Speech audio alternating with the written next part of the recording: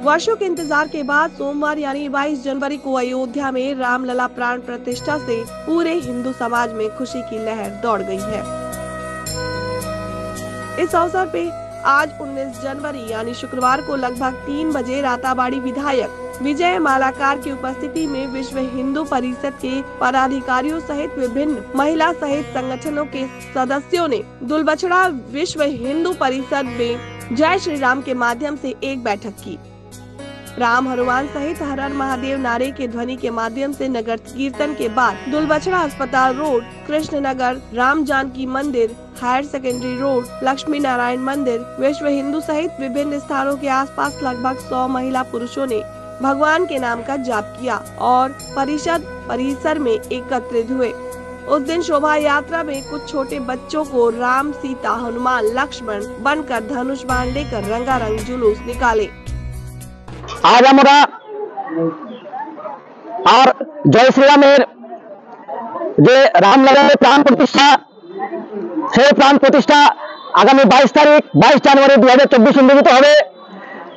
সেই উপলক্ষে সমস্ত দুর্লভছড়া খণ্ড নিয়ে দুর্লভছড়াবাসীকে নিয়ে সনাতনী ভাই বোনদের যেখানে একদম যত ধরনের সংগঠন আছে, রাষ্ট্রীয় স্বয়ংসেবক সংঘ, বিশ্ব হিন্দু পরিষদ, হিন্দু জাগরণ মঞ্চ, অখিল ভারতীয় বিদ্যার্থী পরিষদ, কল্যাণ আশ্রম, বিদ্যা ভারতী, ভারতীয় জনতা পার্টি সবাইকে নিয়ে আমরা একটি এখানে বিশাল বর্ণাঢ্য শোভাযাত্রা বের করি। শোভাযাত্রা আর 3 জায়গা থেকে বের হয়েছে। প্রথম দুর্লভছড়ার নাড়াছড়ার কালী মন্দির থেকে বের হয়েছে একটি শোভাযাত্রা, আরেকটি শোভাযাত্রা বের হয়েছে চাঁদটিল্লার বেটারবন্দির চাঁদটিল্লার কালীবাড়ি থেকে, আরেকটি শোভাযাত্রা বের হয়েছে আমাদের দরগারবন্দির হরেনটিল্লা থেকে। সমস্ত দুর্লভছড়া অঞ্চলের সবাই সনাতনবাসী আজকের এই সনাতন যে শোভাযাত্রা, যে বর্ণাঢ্য শোভাযাত্রায় অংশগ্রহণ করেছেন, সবাই অংশগ্রহণ করেছেন।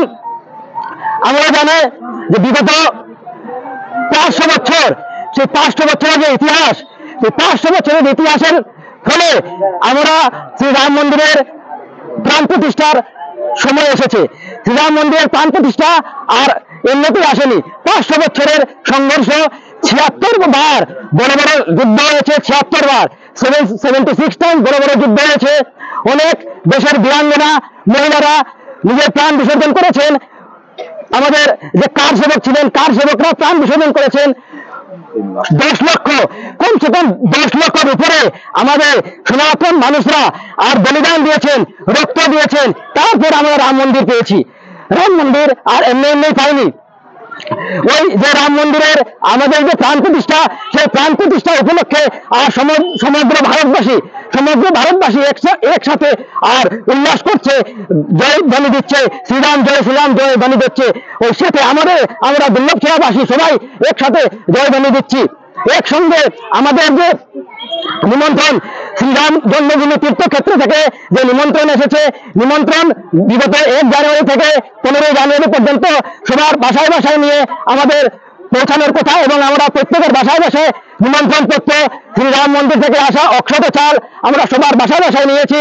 এবং শ্রীরাম জন্মভূমি তীর্থক্ষেত্রের যে সূচনা দিয়েছেন, সূচনা হলো যে আগামী 22 তারিখ আমরা সবাই সকাল 9টা থেকে আমরা সবাই নিজের নিজ গ্রামে মন্দিরে আমরা কীর্তন করব, নিজ মন্দিরে উপাসনা করব, পূজা করব। আর রাম মন্দিরের যে প্রাণ প্রতিষ্ঠা হবে, এই প্রাণ প্রতিষ্ঠা নিজের লাইভ দেখাবো। LED স্ক্রিন প্রজেক্ট ব্যবহার করে আমরা এগুলো সবাই নিজ গ্রামে দেখাবো।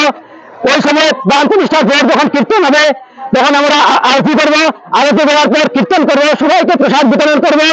এবং সন্ধ্যার সময় আমরা দীপাবলিকে যেভাবে আর প্রত্যেক বাসায় প্রদীপ দিয়ে পুরা আলোকিত করে দেয়, আগামীতে আমাদের 22 তারিখও সবাই বলা হয়েছে 5টি, নিচে 5টি, আমরা 5টি না, আমরা যতটুকু বেশি পারবো ততটুকু আমরা আর প্রদীপ জ্বালাবো। এই সূচনা শ্রীরাম জন্মভূমি তীর্থক্ষেত্র থেকে।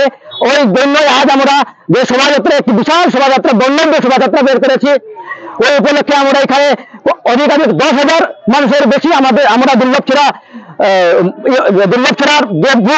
যে বুকে আমরা একত্রিত হয়েছি। আর এটাই আবার আমার সূচনা। আবার আমি বলছি যে करीमगंज से सचिंद्र शर्मा की रिपोर्ट, IND 365।